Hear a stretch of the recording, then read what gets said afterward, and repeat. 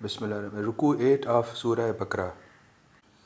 اس میں پہاڑ کا ذکر ہے، ماؤنٹین کا، کہ اللہ تعالیٰ نے اس کو بلند کیا ہے۔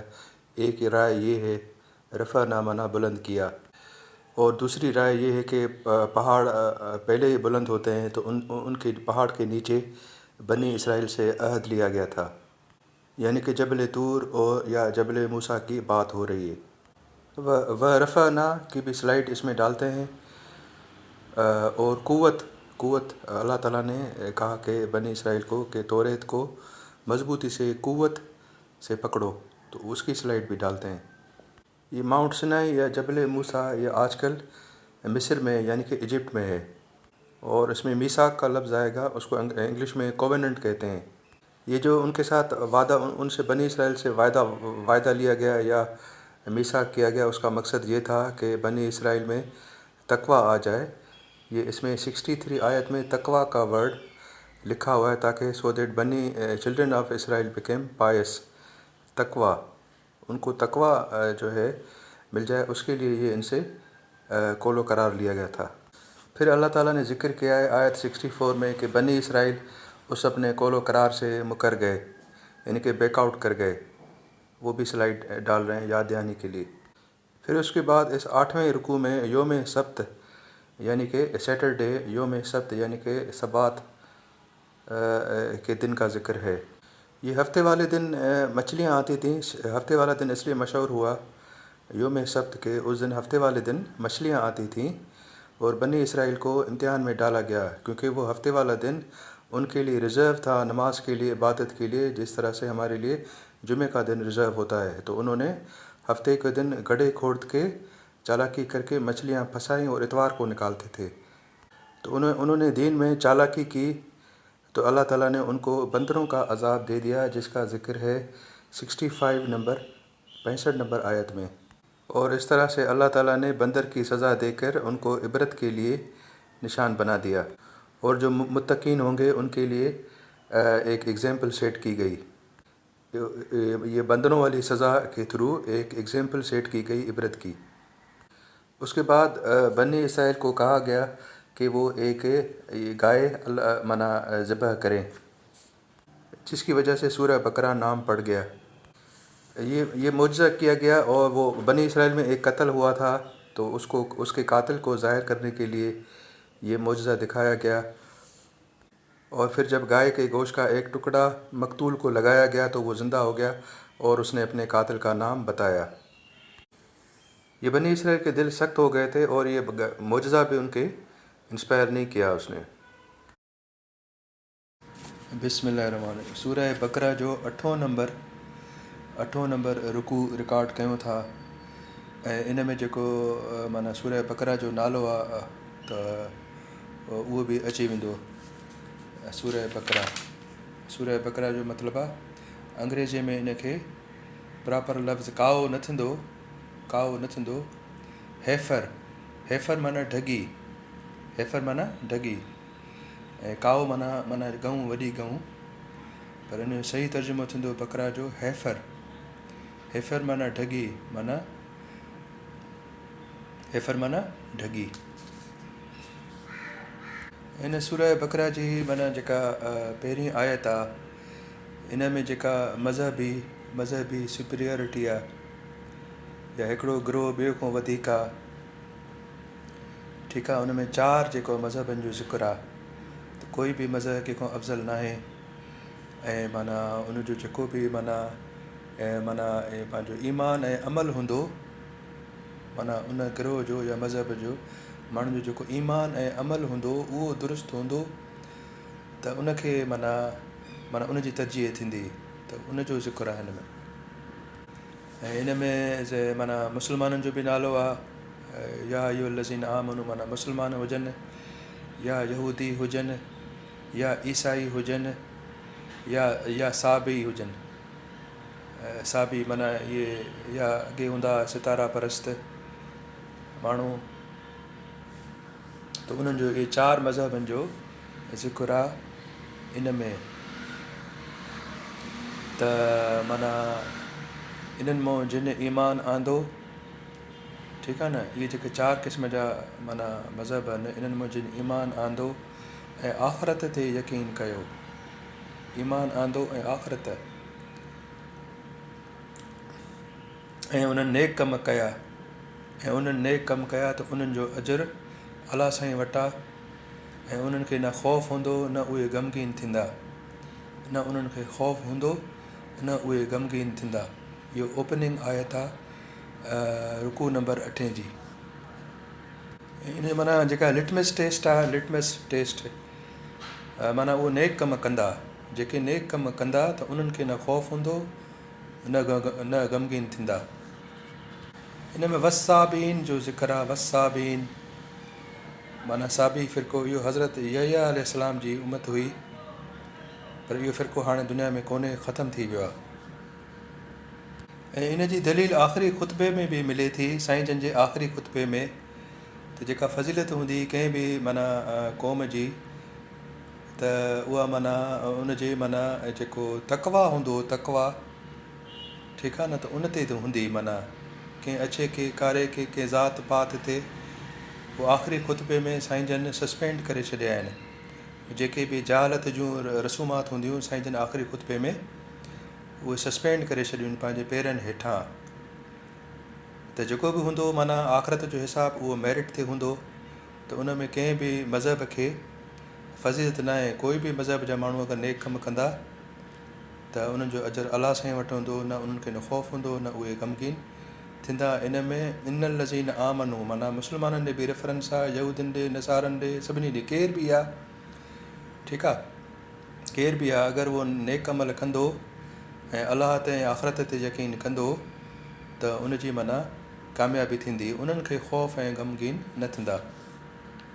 हीअ उन खां पोइ जबल जो हिकिड़ो वाक़ियो आहे। माना जीअं मिसाल ईंदो आहे त जेकॾहिं हीअ क़ुर असां कंहिं जबल ते नाज़िल कयूं आहे त उहो क्रैश थी वञे हा, त अहिड़े तरीक़े सां हिते बि हिकिड़ो जबल जो वाक़ियो अचे थो, तूर जबल, जिते हज़रत मूसा अलैहिस्सलाम पंहिंजो वियो अलाह साईं खां पंहिंजो वही रिसीव करणु, तूर जबल।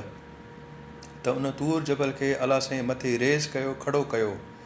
उन जबल खे अलाह साईं ऊंधो करे, उल्टो करे बनी इसराइल जे मथां माना जीअं का शइ टंगियल हुजे, ईअं अलाह साईं जबल खे ऊंधो करे आसमान ते टंगियो, ऐं बनी इसराइल खे चयो वियो त हे तव्हांजी किताब आहे तौरेत, इन खे बाए हुक और बाए कुरुक इन ते तव्हां अमल कंदव, तौरेत ते अमल कंदव। जेकॾहिं न कंदव त जीअं आसमान मां अज़ाब ईंदो आहे, हे जबल माना तव्हांजे मथां माना क्रैश थी वेंदो।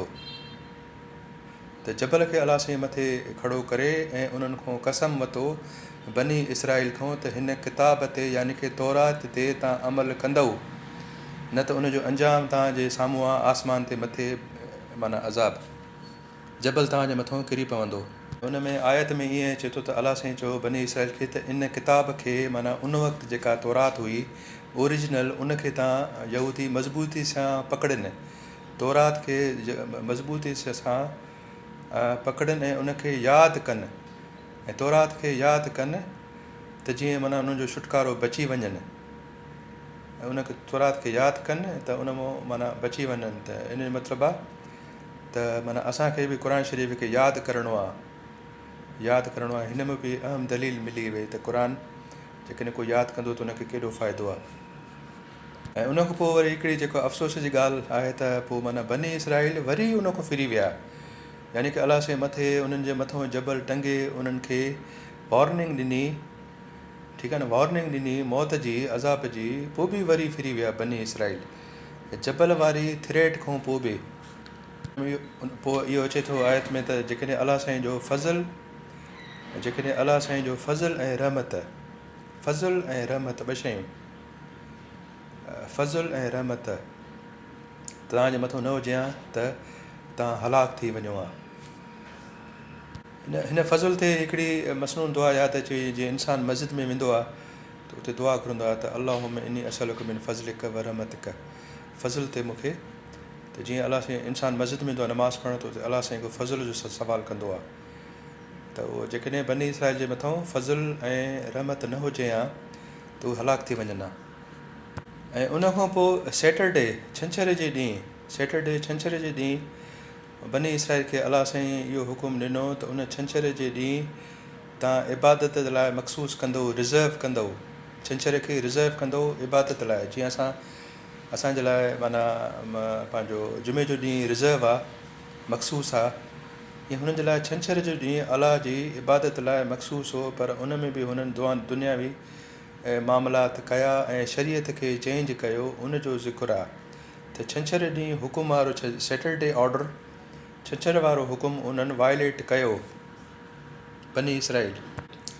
ऐं इन में हिकिड़ी अलाह साईं पोइ जॾहिं उहो छंछर वारो जेको आहे जेको पंहिंजो हुकुम हुयो उन्हनि खे, उन्हनि बनी इसराइल लेटर ऐं स्पिरिट में माना उन्हनि ते अमल न कयो त पोइ उन्हनि खे तमामु हिकिड़ो माना भोले वारी इबरतनाक बंदर माना मॉन्की, भोले वारी इबरतनाक अलाह साईं उन्हनि खे सज़ा बि ॾिनी, उन्हनि जी क़ौम खे, उन ॻोठ वारनि खे, उन हिकिड़े ख़ासि ॻोठ में जेके यहूदी हुआ ऐं उन्हनि खे भोले जी सज़ा अलाह साईं माना इबरत ॾिनी, जेका नसल दर नसल माण्हुनि जे लाइ उहा नसीहत आहे त जेके अलाह खां डिॼनि था, जेके मुतक़ीन हूंदा। इहो जेको अलाह साईं उन्हनि खां कसम वरितो जबल जे हेठां, यानी कि जबल आसमान ते, ऐं बनी इसराइल हेठि जेको कसम वरितो माना अहद कसम, त इन जो इहो ई मतिलबु आहे त इंसानु माना इहो इक़रार करे त माना उनजो जीअण ऐं मरणु अलाह साईं जे माना शरीयत किताब जे हिसाब सां थींदो, किताब जे हिसाब सां। मिसाल अॼुकल्ह क़ुर जे हिसाब सां असांजो जीअण ऐं मरणु थियणु घुरिजे। उन्हनि खे चयो वियो त तव्हां तौरात खे मज़बूतीअ सां पकड़ियो, ऐं जीअं पंहिंजो साईं नबी पाक सल्लल्लाहु अलैहि वसल्लम असांखे आख़िरी ख़ुतबे में बि चयो आहे त मां तव्हांखे हे किताब छॾे वञा थो, किताब माना क़ुर, इनखे मज़बूतीअ सां पकड़िजो, त तव्हां गुमराह न थींदव। माना किताब ऐं उनजो प्रैक्टिकल, माना क़ुर शरीफ़ खे मज़बूती सां पकड़िणो आहे ऐं उनजो माना अमली जामो प्रैक्टिकल मतिलबु आहे सुनत। त साईं जन किताब ऐं सुनत जी असांखे वसियत करे विया, माना साईं जन असांखे क़ुर ऐं उनजो प्रैक्टिकल ॾेई विया आख़िरी नसीहत, आख़िरी ख़ुतबे में।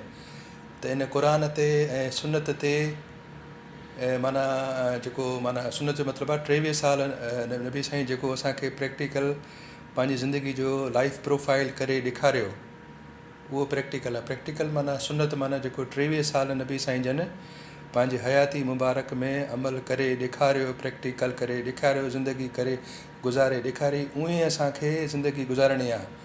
मां क़ुर ऐं नबी साईं जी 23 सालनि जो प्रैक्टिकल, उन ते जेको अमल कंदो त उहो कॾहिं बि गुमराह न थींदो। इहो आख़िरी ख़ुतबे में बि इन जो ज़िक्र साईं जन करे विया आहिनि, असांखे नसीहत करे विया आहिनि। अलाह साईं असांखे तौफ़ीक़ ॾिए उन ते अमल करण जी। ऐं जेको जबल अलाह साईं मथे टंगे ॾेखारियो, जबल अलाह साईं बनी इसराइल जे मथां, इन में असांजे लाइ इबरत इहा आहे त माना जेको आहे त माना जेकॾहिं अलाह साईं जो किताब ते असां अमल न कंदासीं त जीअं मथां ज़मीन टंगियल आहे, ईअं आसमान तां बि अज़ाब अची सघे थो, ऐं जीअं ज़मीन मां बि अज़ाब ईंदा, अलाए घणियूं माना क़ौमूं हलाक थी वियूं। ऐं उन्हनि बनी इसराइल माना जेको छंछर वारो हुकुम हुयो, छंछर वारो त तव्हां रिज़र्व कंदो अलाह साईं जी इबादत लाइ, उन में उन्हनि पंहिंजी मनमानी कई ऐं पिक एंड चूज़ कया। उन में उन्हनि पंहिंजी शरीयत खे पंहिंजी मर्ज़ीअ सां चेंज कयो, ऐं उन्हनि जी इहा सरकशी बनी इसराइल जी एॾी अलाह साईं खे माना नापसंदि आई जो अलाह साईं उनखे बंदर माना इंसान मां जानवर करे छॾियो।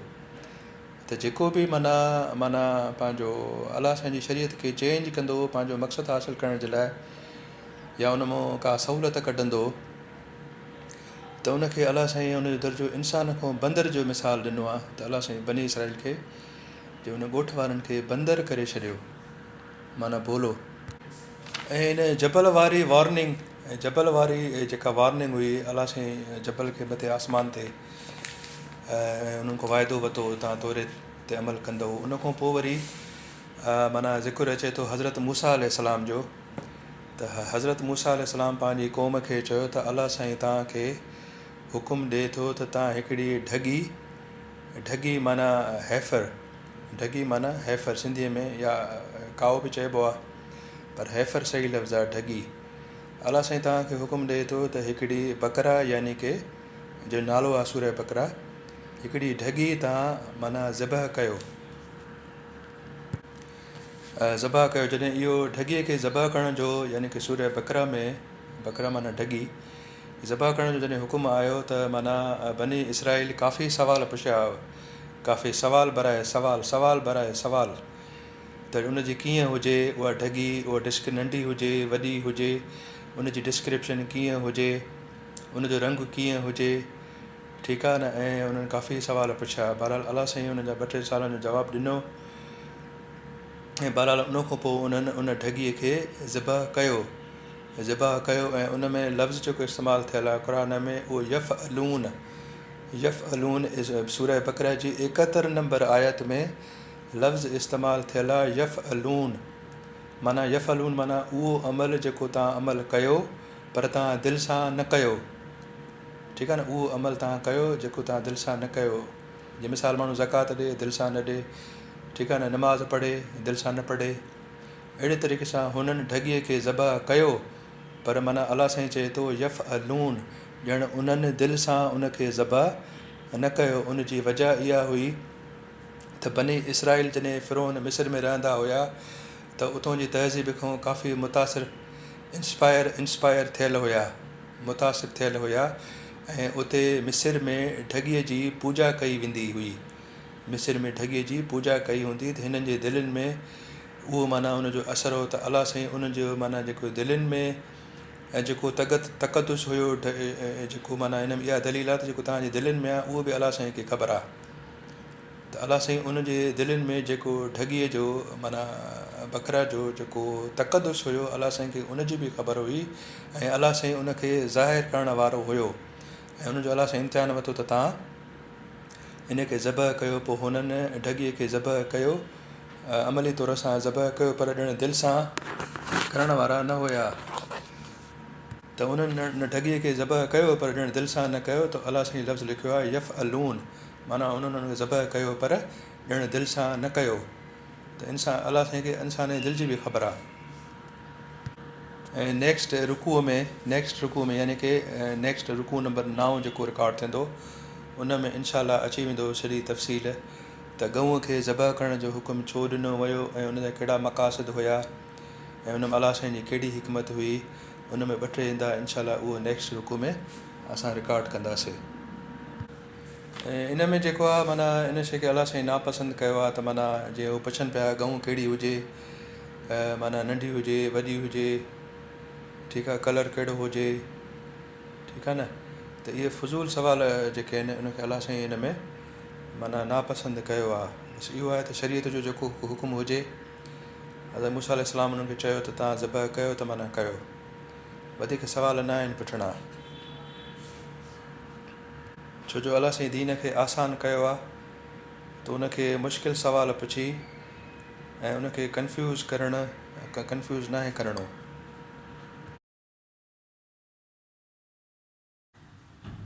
बिस्मिल्लाह। 8 नंबर रुकू कमेंट्स हलनि था। 8 नंबर रुकू जी जेका 62 नंबर आयत आहे 62 सूरह बकरा जी आयत नंबर 62 यानी कि 62। इन में 4 मज़हबनि जो ज़िक्र आहे, माना 3 पुराणा मज़हब माना यहूदी ईसाई ऐं साबी बि हिकिड़ो फ़िरक़ो हुयो माना इराक़ में, उहो हाणे ख़तमु थी वियो आहे। बाक़ी उहो जेके 2 आहिनि पंहिंजो अहले किताब उहो अञा ताईं आहिनि। त माना उन्हनि ॾे रेफरेंस आहे त जेके अहले किताब उन्हनि जेके बि अमल कया नेक अमल कया पंहिंजी ज़िंदगीअ में ऐं पंहिंजो माना उनजा अमल ज़ाया न थींदा, ठीकु आहे। माना जेके यहूदी हुया या ईसाई हुया उन्हनि जेके पंहिंजी ज़िंदगीअ में 30 साल या 40 साल जेके नेक अमल कया त उहे उनजा अमल मार्कूं ज़ाया न थींदियूं।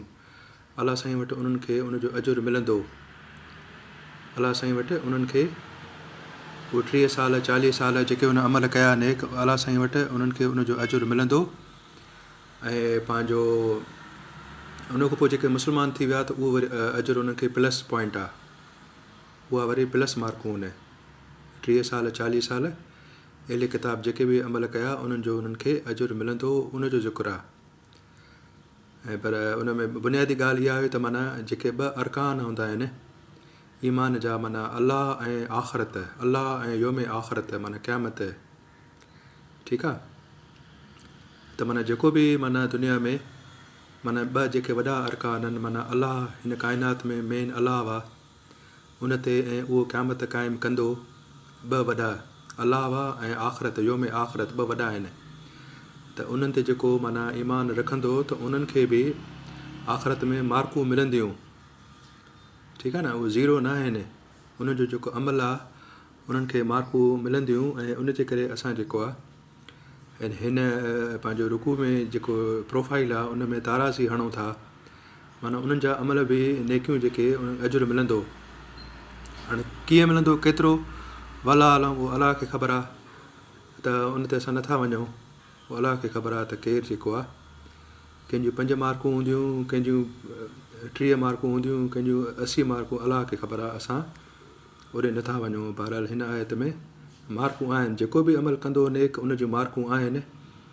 माना हीअ आयत फेल नथी करे सभिनी फ़िरक़नि खे, हीअ मार्कूं ॾिए थी सभिनी खे, ठीकु आहे। बाक़ी इहो आहे त जेको साईं जन ते ईमान आणींदो उनखे ॼण माना फुल मार्कूं माना मिली वेंदियूं अगरि उहो अमल कंदो त, ठीकु आहे। जेकॾहिं साईं जन जी सुनत ते, क़ुर ऐं सुनत ते अमल कंदो त उनखे 100 मार्कूं मिली वेंदियूं।